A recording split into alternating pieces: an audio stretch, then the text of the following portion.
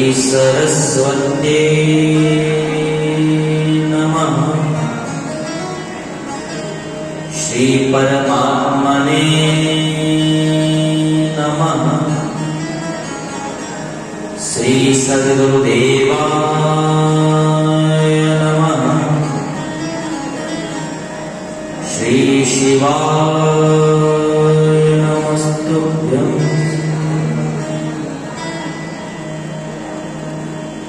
ध्येयं सदा परिभवग्नमभिष्टदोहम्। तीर्थास्पदं शिवविरिञ्चिनुतं शरण्यम्। विद्यार्थिहं प्रणतपाल भवाब्धिपोतम्। वन्दे महापुरुषते चरणारविन्दम्।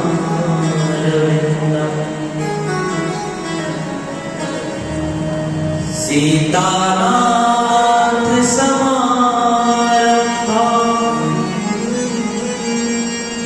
श्रीरामानन्दार्यमध्यमाम्। अस्मदाचार्यपर्यन्ताम् वन्दे गुरु परम्पराम्। गौराङ्गं रसमयं नित्यं रसाचार्यं रसोत्सुकम्। श्रीराम हर्षणदेवाख्यं सद्गुरुं प्रणमाम्यहम्। वंशी विभूषितकरा नवनीरदाभा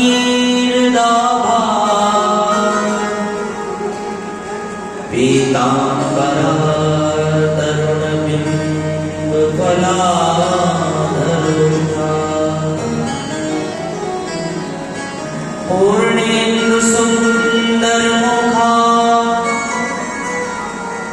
दर्बिम्बनेत्रा। कृष्णात् परं किमपि तत्त्वम् अहं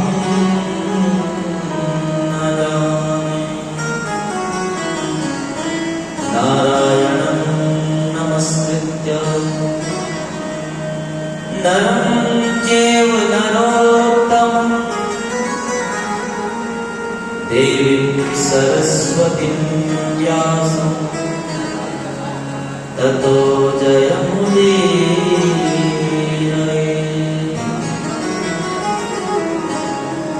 भक्ति भक्त भगवंत गुरु चतुर्नाम बहुए।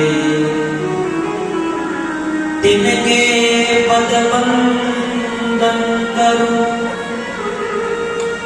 तो नाशत विघ्न मणि। जय जय श्री राधारमण। जय जय नवल किशोर। जय गोपी चित चोर प्रभु। जय जय मान चोर। जय जय श्री कैलाशपति। जय जय उमा महेश। दीनबंधु करुणानिधि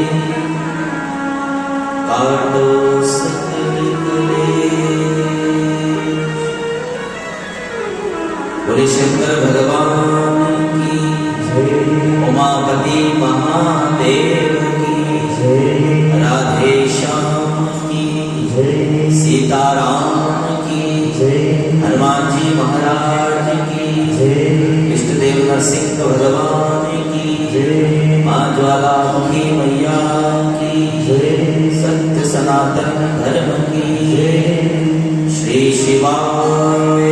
नमस्तुभ्यं। ॐ नमः शिवाय। मम कार्यं शुभं शुभं कुरु कुरु।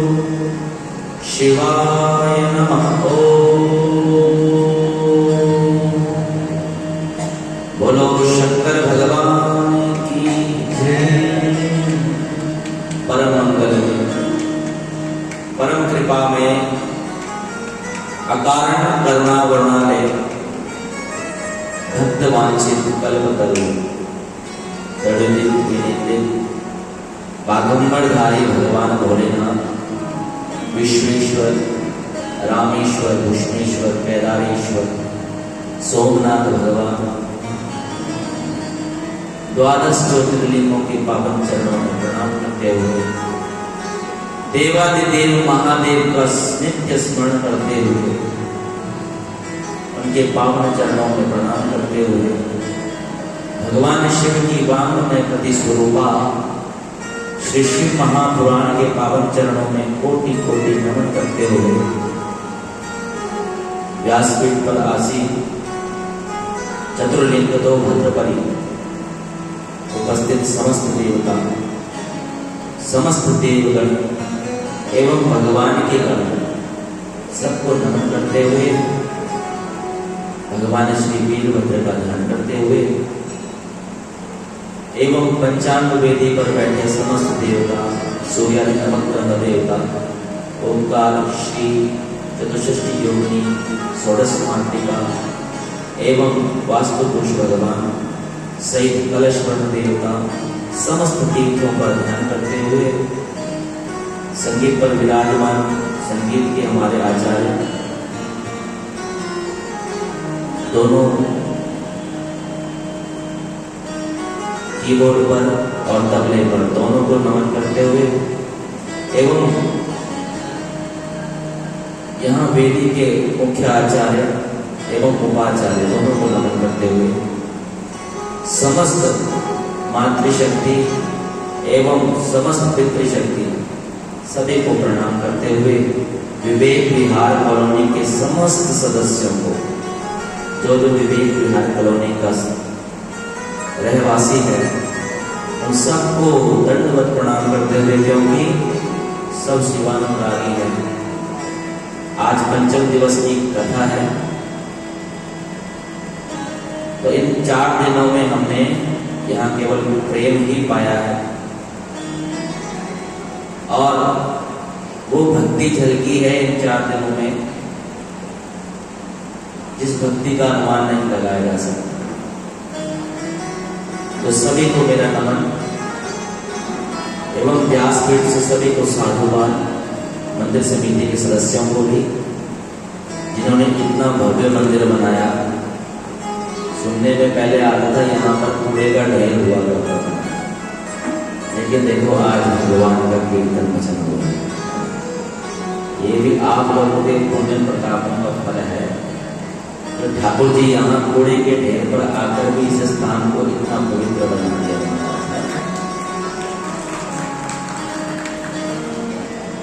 तो ये सब आप लोगों के पुण्य कर्मों का फल है जो ठाकुर जी आपके साथ हैं।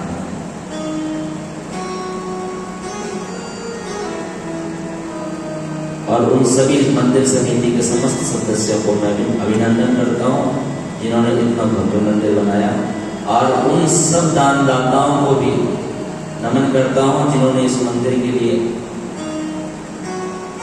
समय समय पर दान दिया है। और यही याचना करूँगा उन सदस्यों से कि हमेशा इस मंदिर को यूं ही बनाते रहिएगा, इसकी भव्यता में निखार लाते रहिएगा। यही हमारी याचना है आप लोगों से। मंदिर भगवान का भक्तों से सुशोभित होता है, अकेले भगवान किसी मंदिर में सुशोभित नहीं होता। जब भक्त वहाँ पर आते हैं तभी वो मंदिर शोभायमान होता है। इसीलिए नित्य मंदिर में आए और भगवान की भी शोभा बढ़ाएं, जो कि भक्तों के आगमन से ही भगवान शोभायमान होते हैं। तो भगवान भी चाहते हैं कि भक्त मेरे द्वार पर कब आए। तो उसके उसके खजाने तो हमेशा खुले रहते हैं। तो यही सभी से प्रार्थना कि नित्य आरती में आप लोग आया करें और भगवान की आरती में सम्मिलित होकर यहाँ से कुछ न कुछ भगवान से लेकर जाए। बोलो हर हर।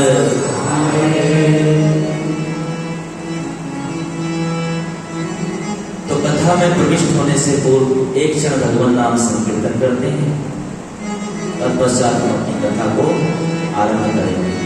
श्री शंकर भगवान की सीताराम वंदना, राधे श्याम वंदना, मेरे हनुमान जी की बार बार वंदना, सीताराम वंदना, राधे श्याम वंदना, मेरे हनुमान जी की बार बार वंदना, इष्ट देव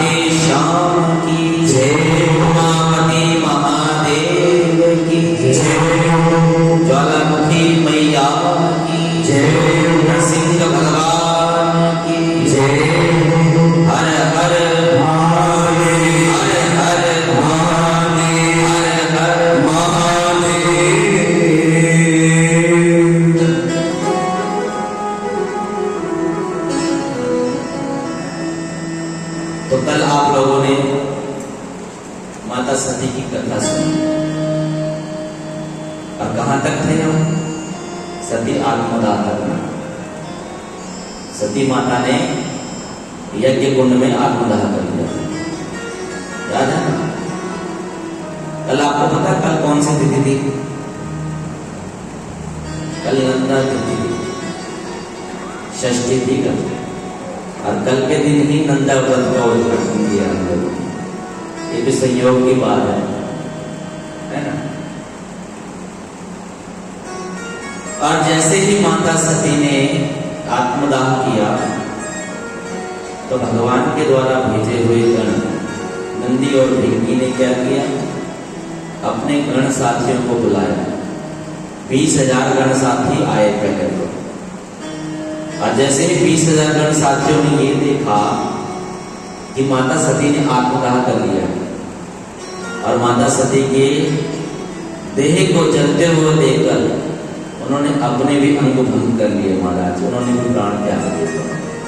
कि हम नहीं ये देख सकते कि हमारे सामने हमारी माँ प्राण छोड़ दे, भोलेनाथ को हम क्या जवाब देंगे? तो नंदी ने और गणों को बुलाया और युद्ध के लिए चल पड़े, और जोरदार हुंकार करके युद्ध करने के लिए आगे बढ़े। इतने में भृगु ऋषि ने उस यज्ञ कुंड से रिभु नाम का एक दैत्य प्रकट किया,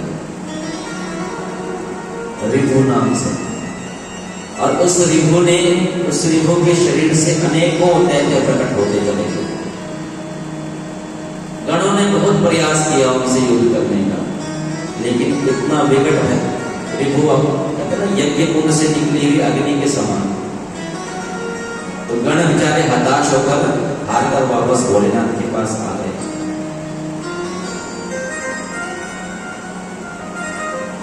तो यहां दूसरी ओर आकाशवाणी हुई। आकाशवाणी दक्ष को समझा रही है और बोल रही है, रे दक्ष, रे मूर्ख, पहले तो तूने भगवान शिव की अवज्ञा की, तो स्वयं महाशैव दधीचि ऋषि ने तुझे समझाने का प्रयास किया कि शिव से वैर करके इस यज्ञ को करेगा तो इसका विध्वंस हो जाएगा, लेकिन तब भी तो सबला नहीं। फिर स्वयं माँ भगवती, माँ सती तुम्हें तुम्हारे कल्याण के मार्ग के लिए तुम्हें समझाने के लिए आई। पिता, जिनके प्रति तुम बैर कर रहे हो वो साक्षात परब्रह्म है, लेकिन उनकी बात भी तुम्हें नहीं मानी, अब तो तेरा पतन निश्चित है। तो गण त्राही त्राही करके भगवान शंकर के पास पहुंचे।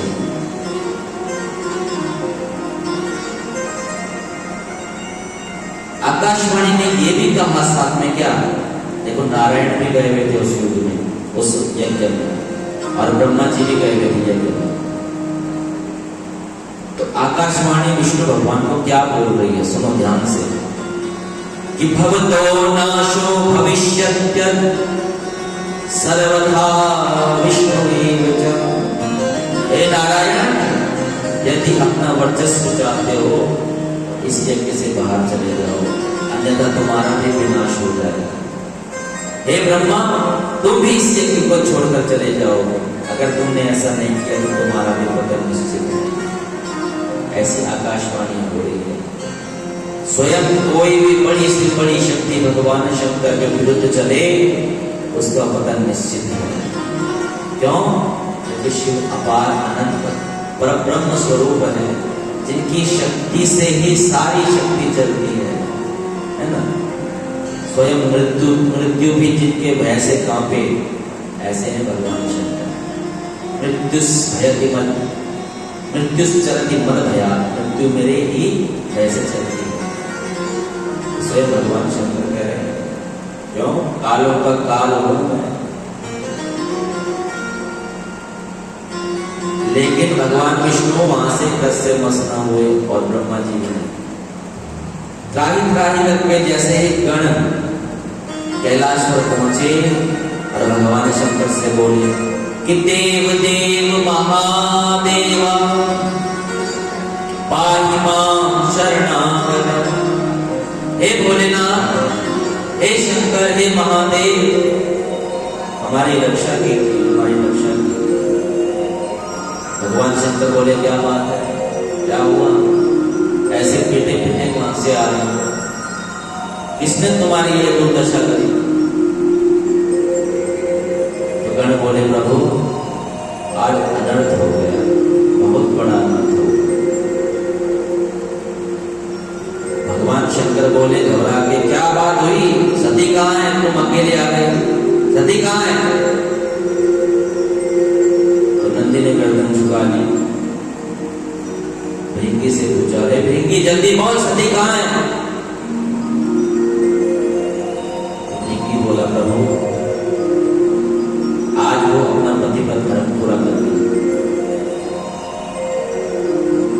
आपके ससुर दक्ष ने आपको उस यज्ञ में भाग ना दिया,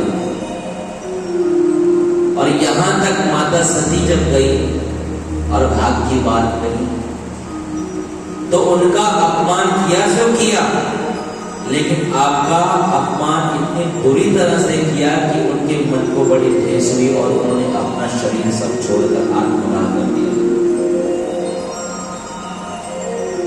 जैसे ही भगवान शंकर ने ये बात सुनी कि सती ने आत्मदाह कर दिया, पहले तो स्तब्ध हो गए, शांत हो गए बिल्कुल, और अनायास दक्ष का स्मरण हो आया तो रुद्र रूप ले लिया भगवान ने, कहा भयंकर रूप, जटाटवीगलज्जल प्रवाहपावितस्थले गले वलम्ब्य लम्बिताम्बुजं तुंगमालिकं डमण्डमण्डमण्डमन्निनादमण्डमर्वयं चकार चण्डताण्डवं तनोतु नः शिवा शिवा। तांडव नृत्य करने लगे महाराज, तांडव होने लगा, और तांडव होते होते होते होते भगवान शंकर को क्रोध आया। भगवान शंकर ने अपनी जटा के 2 बाल पकड़े, और जैसे ही जटा के बाल पकड़े, उत्पाटे धाम जटारुद्रो लोक संहार कारका अस्फालयामासुरा प्रवृत्तस्यादोपरि, और उस जटा के उन 2 बालों को पर्वत पर दे मारा, पर्वत के 2 टुकड़े हो गए, एक टुकड़े में से भगवान वीरभद्र प्रकट हो गए। बोलिए वीरभद्र भगवान। वीरभद्र का स्वरूप कैसा है, विकराल काले रूप में, अघोर रूप में, आंखें लाल, 1000 भुजाओं से युक्त, और पृथ्वी से 12 उंगल ऊपर, इस पृथ्वी से भी 12 उंगल ऊपर, इतनी हाइट है उनकी महाराज, इतना विशाल काय देव। और जो दूसरा खंड हुआ उससे मां भद्रकाली महाकाली प्रकट हुई है, अपने भूत प्रेत के साथ तिलकारी मारती हुई। ओम अं कं चं तं तं पं यं शं पीं तुं ऐं पीं हं छं हिजागं त्रोटे त्रोटे तिक्तं कुरु स्वाहा। राम क्रीं क्रूं कालिकारूं शां शीं शूं मैं शुभं कुरु। ओम हम ओंकार जम जम जम भ्राम भ्राम प्रेम प्रोम भैरवी भद्रे भवानी ते नमो नमः। महाकाली मां भद्रकाली जैसे ही प्रकट हुई, पृथ्वी थराने लगी, कांपने लगी, किलकारियां शुरू हो गई महाराज। और जैसे ही उद्धट नाद हुआ तो भगवान वीरभद्र बोले भगवान शंकर से कि हे महादेव, किम कर्तव्यम मया कार्यम शीघ्रमाज्ञापय प्रभु, किस कारण से आपने मेरा आवाहन किया है, बताएं हमें जल्दी से क्या करना है, हमारे लिए क्या आज्ञा है। क्या मैं इस समुद्र को सुखा दूं, क्या मैं इन पर्वतों को चूर चूर कर दूं, या मैं इस ब्रह्मांड को सारा भस्म कर दूं। क्षणेन स्मशात ऊर्जात ब्रह्मांड मुक्ति माया, एक क्षण में इस सारे ब्रह्मांड को जला दूं, बोलो क्या आज्ञा है। भगवान शंकर बोले सुन, मेरी जटाओं से तू प्रकट हुआ है, मैं जानता हूं तेरी शक्ति क्या है। इस समय तो मेरी ये एक ही इच्छा है, तो जा और दक्ष के यज्ञ में दक्ष के यज्ञ को विध्वंस करके ला। और सुन, एक बात का ध्यान रखना कि तन्मकम भस्मसात परिवार, उस यज्ञ में एक भी आदमी नहीं छूटना चाहिए। चाहिए।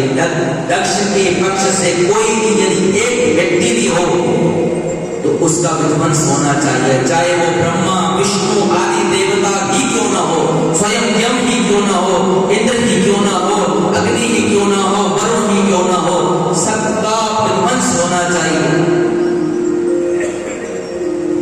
तो जैसे ही इस बात को सुना अब चल पड़े हैं दोनों, और जैसे ही हुंकार करते हुए पृथ्वी पर पैर रख रहे हैं महाराज।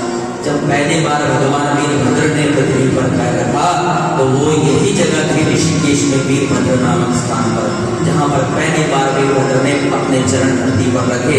और जैसे ही धरती पर रखे तो गंगा भी उबलने लगी महाराज, इतनी त्राहि मचल उठी। और ये सुनकर पृथ्वी का सीना भी छल्ली हो गया कि भगवान ने रुद्र रोक लिया, अब शायद मेरे बचने की कोई आशा नहीं। तो धरती मां की कंपायमान होने लगी, सोचने लगी अब मेरा क्या होगा। लेकिन भगवान शंकर क्रोध में भी सब कुछ जानते हैं, क्रोध करने के बाद भी उनको ज्ञान है कौन मेरा भक्त है और कौन शिव निंदा करने वाला है। महाकाली और वीरभद्र चल पड़े, जहां जहां कदम रखते वहां वहां अग्नि जल उठती, सारी सृष्टि प्रार्थनाएं कर उठी। और जैसे ही दक्ष यज्ञ के पास पहुंचे आकाशवाणी हुई, रे दक्ष तेरा पतन निश्चित है, तेरा काल अब निश्चित है, तेरा काल आगे आने वाला है, पहुंचने वाला है, निकट ही तेरे। तो सबसे पहले दक्ष के यज्ञ में अपशकुन होने शुरू हो गए, दिए बुझने शुरू हो गए, जो दिए जले हुए थे ना वो सब बुझने शुरू हो गए। दक्ष का वाम अंग फड़कने लगा, बाईं अंग फड़कने लगी। और जैसे ही अंग फड़कने शुरू हुए, गीतों ने गीत होते ना, उन्होंने वहां पर डेरा डाला, दक्ष के ऊपर उड़ना शुरू कर दिया और अपने पंखों से सारा यज्ञ कुंड ढक दिया और यज्ञ कुंड अंधेरे में हो गया, बिल्कुल अंधेरा हो गया महाराज। पृथ्वी का रंग भी लाल हो गया, सबको खून की उल्टियां होने लगी महाराज, खून की उल्टियां। यही नहीं, सियार कुत्ते सब रोने लगे, रात को लंबी लंबी आवाज देकर रोने लगे। ये सब संकेत है अपशकुन। और जैसे ही दक्ष को ये आभास हुआ तो भगवान नारायण के पास आकर बोले, हे प्रभु आप ही मेरे रक्षक हो, मैंने तो आपके कारण इस यज्ञ को किया था। तो भगवान विष्णु बोले, सुन दक्ष, हम समर्थ थे लेकिन जिनके प्रति तुमने वैर किया है ना उनके प्रति तो हम हमेशा असमर्थ ही रहेंगे। क्यों? क्योंकि उनके द्वारा ही हमें बल मिलता है। जो विष्णु में बल है वो शंकर का है, जो नारायण में बल है ना वो बोलेगा ये शंकर भगवान का ही है। तो मैं उनके विपरीत कैसे चलूं, तो बता। तो कहने लगे कि प्रभु आप तो दीन वत्सल हो, भक्त वत्सल हो, आप कुछ कीजिए ना, आपने तो मुझे वचन दिया है मेरी रक्षा करने का। तो कहने लगे, सुन, अगर वचन दिया है तो पूरा भी करूंगा, लेकिन यदि मैं इस युद्ध में पराजित हुआ तो मैं वापस चला जाऊंगा। देखो नारायण ने पहले अपनी पराजय स्वीकार कर दी, शंकर के सामने कोई नहीं आ सकता। क्यों? क्योंकि उसी से तो शक्ति ले रहे हैं सब, है ना। तो नारायण बोले दक्ष को, सुन कि मया रक्षा विधातव्या कवियज्ञस्य दक्ष में, इस यज्ञ की रक्षा मैं करूंगा। क्यों? क्योंकि भगवान शंकर ने मेरी ड्यूटी लगाई है यज्ञ की रक्षा करने की, तो उस यज्ञ की रक्षा के लिए मैं आगे जरूर बढ़ूंगा। पर एक बात का ध्यान रखना, यदि मैंने वीरभद्र पर शिव चक्र चलाया, सुदर्शन चक्र चलाया, तो वो शंकर का ही चक्र है, वह वीरभद्र से टकराकर भगवान शिव के पास वापस चला जाएगा और हम बिना चक्र के हो जाएंगे। क्योंकि शंकर जी के पास जो चीज चली जाए वो वापस होना आती है, उसकी मुक्ति हो जाती है ना।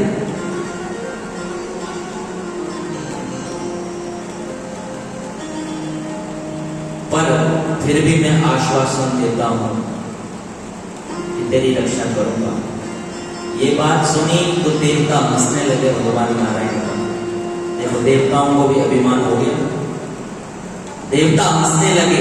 देवता बोले अरे नारायण क्यों कायर बन रहे हो, वीरभद्र आ रहा है, कोई बड़ी चीज होना।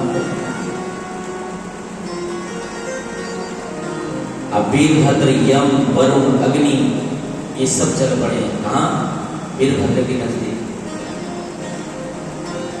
और जैसे ही वीरभद्र के पास पहुंचे स्वरूप देखा उनका महाराज, हुंकार मारी, एक फूंक से ही सारे देवता उड़ने लगे।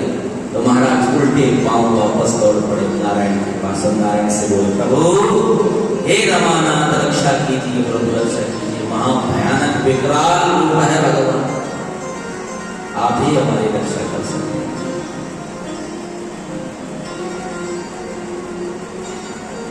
और जैसे ही भगवान नारायण ने स्तुति सुनी तो भगवान ने सबसे पहले अपना कवच पहना। रक्षा के लिए कवच की आवश्यकता है। कवच पहन के अपने सारे आयुधों को लेकर चल पड़े भगवान वीरभद्र के सामने। और जैसे ही वीरभद्र को देखा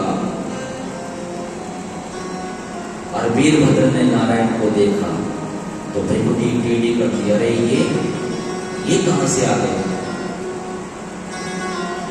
और जोरदार आपस में टकराए महाराज, और जैसे ही टकराए 14 भवन हिलने लगे, कंपायमान होने लगे, सारी पृथ्वी कांपने लगी, हिलने डुलने लगी महाराज। क्यों? शक्ति का शक्ति के साथ आघात हुआ। कोई परस्पर दो शक्तियां आपस में टकराए तो पूरे भवन हिलने लग जाते हैं। तो हुआ भी वीरभद्र और विष्णु भगवान को बहुत जबरदस्त युद्ध हुआ, जोरदार युद्ध हुआ। तो वीरभद्र विष्णु भगवान से कह रहे सुनो हे नारायण, तब श्री रुद्र सपदो उल्लंघने शक्ति रस्ति की। हे नारायण, क्या तुम्हें पता नहीं शिव की इच्छा के विरुद्ध जो तुम कार्य कर रहे हो इसका परिणाम क्या हुआ? क्या तुम्हारे अंदर वो सामर्थ्य है कि शिव की इच्छा के विरुद्ध तुम चल सको? क्या है तुम्हारे अंदर वो शक्ति जो शिव से भी पार पा सके? तुम शिव के विमुख क्यों हो रहे हो? क्या कारण है? तो नारायण बोले सुनो वीरभद्र, न रुद्र विमुखम मात्वम वद शंकर सेवक। मैं भगवान शंकर के विमुख कभी नहीं हो सकता। कौन बोल रहा है? नारायण।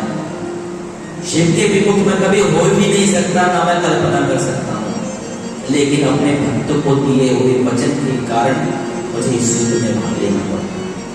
तुम जोरदार अपने प्रहारों से मुझे चित कर दो, मैं यहां से चला जाऊंगा। अपनी पूरी शक्ति लगा दो और मुझे यहां से हरा कर भेज दो, मैं यहां से चला जाऊंगा। तो सुनो वीरभद्र क्या बोले। वीरभद्र बोले हे नारायण, मैं जानता हूं क्या यथा शिवस्तथा त्वं हि यथा त्वं च तथा शिवा। जैसे आप है ना वैसे ही शिव है, और जो शिव है वो आप ही हैं, आप ही शिव है। ये मैं जानता हूं इस बात को कि शिव में आपकी शक्ति है। शिव ही ब्रह्मा है, शिव ही विष्णु है, शिव स्वयं पर ब्रह्म है। लेकिन शिव की आज्ञा से मैं भी बना हुआ हूं, तो मैं इस युद्ध से पीछे नहीं हटूंगा। तो वीरभद्र चले अब जोरदार किलकारी मारते हुए नारायण से युद्ध करने। नारायण बोले हमने वचन दिया, हमारे वचन की ये आन है कि रघुकुल रीत सदा चली आई, प्राण जाए पर वचन न करे। हम अपने वचनों से कभी भी नहीं करते। भक्त को दिया हुआ वरदान हम कभी भी वापस नहीं देते। जब तक हमारे शरीर में प्राण है तब तक हम उनसे युद्ध करेंगे। अब महाराज भगवान नारायण ने क्या किया, अपने सारे दिव्यास्त्र, पहले तो सबसे पहले चक्र ही चलाया। चक्र वीरभद्र ने अपने हाथों से ऐसे पकड़ लिया और जैसे ही हाथों से दबोचा चक्र को घुमाकर भगवान शिव की तरफ फेंक दिया उसको, और वो शिव जी की तरफ चला। हो गई ना बात सच्ची। तो हंसते हुए वीरभद्र बोले, क्यों नारायण क्या हुआ? अरे ये तो शिव का दिया हुआ ही अस्त्र है, ब्रह्मास्त्र चलाओ। तो नारायण क्रोध अवस्था में ब्रह्मास्त्र चलाने लगे, लेकिन ब्रह्मास्त्र भी वीरभद्र की परिक्रमा करके वापस ब्रह्मलोक चला गया। अब स्वयं भगवान शंकर का पाशुपतास्त्र चलाया, और जैसे ही पाशुपतास्त्र चलाया वो भी हिलने लगी। शंकर के साथ टक्कर। तो भगवान वीरभद्र ने और विकराल मुख बना दिया और उस पाशुपतास्त्र को अपने में निकल लिया, समाहित कर लिया। क्योंकि शिव ही है ना वीरभद्र, शिव का अंश है। तो नारायण विवश हो गए। अब नारायण ने अपना श्रांत धनवा नाम का एक धनुष उठाया, ये विजय धनुष है कि जो इस धनुष को धारण करेगा वो विजय हो जाएगा। जैसे ही बाण चलाने लगे तो वीरभद्र ने एक बाण के 3 बाण बनाए और तीनों बाणों से उस धनुष के 3 टुकड़े कर डाले, और एक मुष्टिका प्रहार से भगवान नारायण की छाती पर जोरदार प्रहार किया। भगवान नारायण स्तंभित हो गए, है ना। इसे बस हम बोलते हैं ना, बच्चे बोलते हैं स्टैचू मूर्तिवत हो गए। तो नारायण को स्तंभित होते हुए देखकर यज्ञकर्ता भृगु अचंभित हो गए कि स्वयं नारायण यहाँ स्तंभ होकर खड़े हैं, हमारा क्या होगा। तो यज्ञ के मंत्रों के माध्यम से भगवान की स्तंभना तोड़ी, उनको स्तंभित होने से मुक्त किया। अब सोचो, यज्ञ के मंत्रों में कितनी ताकत जो नारायण के भी बंधन खोल दे, हवन के मंत्रों में इतनी ताकत जो नारायण के भी बंधन खोल दे। उन मंत्रों के माध्यम से जब भगवान खुले तो ब्रह्मा जी भगवान के पास आए, बोले शिव से बैर नहीं किया जा सकता नारायण, शिव से आप कभी नहीं जीत सकते। शिव से जीतना है तो भक्ति ही एक माध्यम है, भक्ति के माध्यम से ही शिव को जीता जा सकता है, अन्यथा बिल्कुल नहीं। और ये बात जब नारायण ने सुनी तो नारायण अंतर ध्यान होकर वापस लौट, और जैसे ही नारायण अंतर ध्यान होकर वापस गए हैं, वीरभद्र ने अपना और भी विकराल रूप बना दिया। क्यों? क्योंकि अब तो नारायण चले गए, अब कोई रोक टोक नहीं, अब तो युद्ध में ऐसा है, चबाना है सबको बस। तो लिखा है इसमें, अंगिरा, प्रजापति, धर्म, कश्यप और अरिष्ट ने भी, ये 4 ऋषि थे जिनको वीरभद्र ने लात मारी। कहाँ? सिर पर, और उनकी खोपड़ी ब्रह्मांड में फुटबॉल की तरह घूमने लगी, सब जगह चलने लगी। धड़ से अलग होकर वो खोपड़ियां घूमने लगी, सारे ब्रह्मांडों में विचरण करने लगी। त्राहिमाम त्राहिमाम त्राहिमाम शरणागतम त्राहिमाम शरणागतम, वो खोपड़ियां उच्चारण कर रही है भगवान शंकर, हे प्रभु हमारी रक्षा करो। महाकाली माता ने देवताओं को चबाना शुरू कर दिया। जो देव वहां आए थे ना, उनको मुख में भक्षण करना शुरू कर दिया। देवता काहे काहे कर उठे, स्वयं यम देवता को माता तारा निकल गई। अब सोचो, मृत्यु के देवता यम भी पस्त हो गए। वीरभद्र ने देखा कि यज्ञ नारायण जो यज्ञ है ना, इसने मृग का रूप लिया। इसका जोर से जरा, सोए हुए हो क्या? मृग, मृग किसको बोलते हैं? हिरण को। यज्ञ के देवता ने हिरण का रूप लिया और तेजी से हिरण कैसे छलांग लगाता है, ऐसे ऐसे छलांग लगाता है।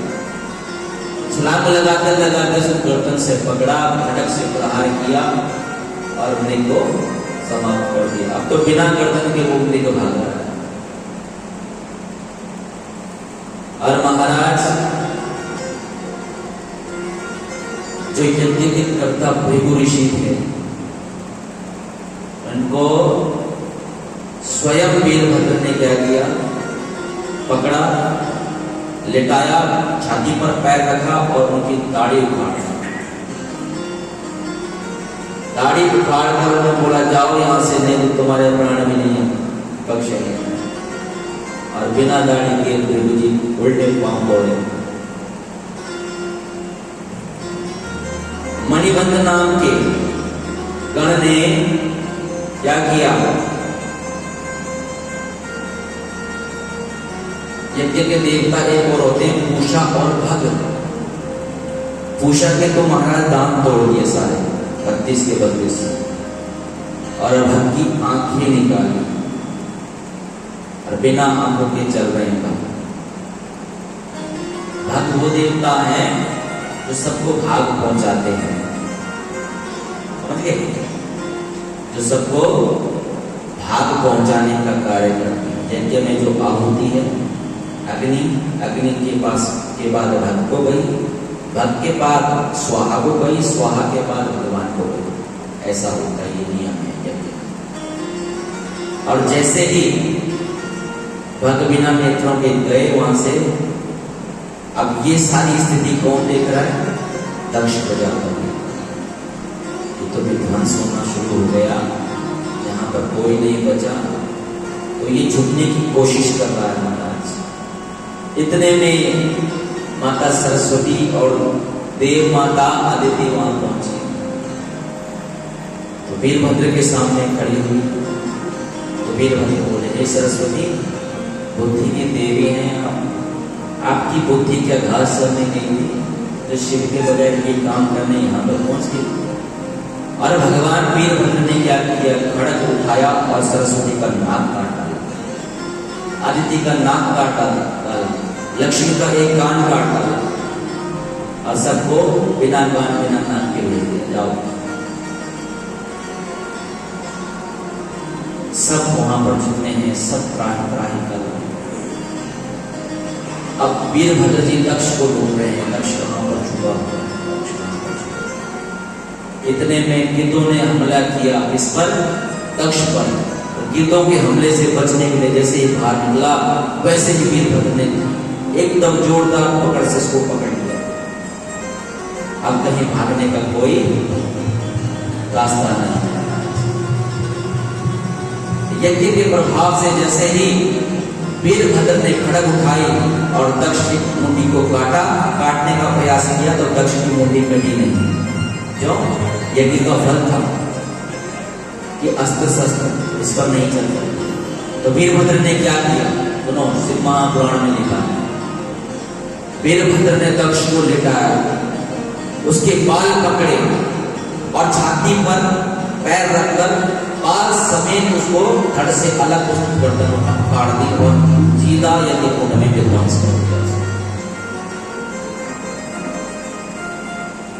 जब ऐसी घटना घटित हो गई तो वीरभद्र शांत हो गए कि भगवान शंकर की आज्ञा मैंने आज पूर्ण कर दी है, मैं धन्य हो गया। और सीधा शंकर भगवान के पास पहुंचे, हे प्रभु, आपका कार्य मैं कराया, जो आपने मुझे आज्ञा दी थी उस दक्ष के यज्ञ को मैं विध्वंस करके आया हूं, जो भी वहां पर था किसी को नहीं छोड़ा। भगवान शंकर प्रसन्न हो गए और तुरंत ये घोषणा कर दी, आज से गणों का राजा वीरभद्र है। कौन है? वीरभद्र। बोलिए वीरभद्र भगवान। आज भी ऋषिकेश में साल में एक बार क्या लगता है, मेला लगता है वीरभद्र। गए हो? नहीं गए। IDPL में वीरभद्र मंदिर है, बहुत बड़ा वीरभद्र मंदिर है, वहां पर आज भी साल में एक बार मेला लगता है। और हरिद्वार में कटखल जगह पड़ती है, वहां पर माता ने आत्मदाह किया था, समझ गए? वीरभद्र और उसमें कोई ज्यादा दूर नहीं है। कनखर्ज वाली जगह में और वीरभद्र वाली जगह में ज्यादा डिस्टेंस नहीं है।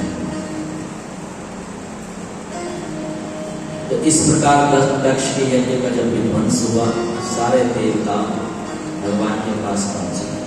इससे पूर्व कथा में नारद जी ने पूछा ब्रह्मा जी से, क्या सुनो, बड़ी अच्छी कथा है, बहुत प्यारी कथा है। भक्त कैसे भगवान से बड़ा बनता है, ये शिव महापुराण से पूछा। ब्रह्मा जी ने पूछा कि नारायण तो सब कुछ जानते हैं, नारायण सब जानने वाले हैं, तो वह भगवान शंकर के विरुद्ध कैसे गए, क्यों गए, क्या कारण था? तो ब्रह्मा जी बोले, पुत्र नारद, ये परम शैव दधीचि के श्राप के कारण हुआ। महर्षि दधीचि ने श्राप दिया था नारायण को और देवताओं को, क्या कि तुम शिव को भोगो, गणों से पराजित होकर अपने अपने धाम जाओगे। तो नारद जी ने पूछा, श्राप, कैसा श्राप और कहाँ मिला ये श्राप, कब मिला ये श्राप, हमें जरा इस कथा के बारे में बताइए। तो ब्रह्मा जी बोले, सुनो, पहले भगवान शंकर का ध्यान करो। ध्यायेत्यं महेशं प्रतिदिनं चारुचन्द्रावतंसं रत्नाकल्पोज्ज्वलां